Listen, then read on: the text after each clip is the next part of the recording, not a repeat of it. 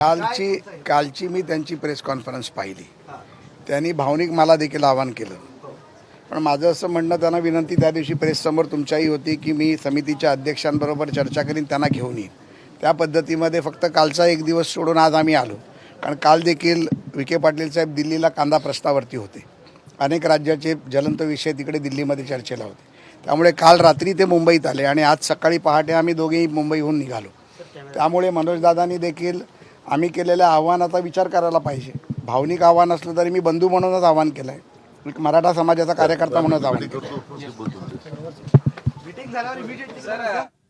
तर राधाकृष्ण विखे पाटील आणि भाजपचे नेते प्रसाद लाड हे सध्या जरांगेंना भेटण्यासाठी पोहोचलेले आहेत आणि जरांगेंनी भावनिक साथ घातलेली होती आणि आमचं आवाहन देखील ते स्वीकारू शकतील का याबद्दलची उत्सुकता असल्याची प्रतिक्रिया प्रसाद लाड यांनी दिलेली आहे.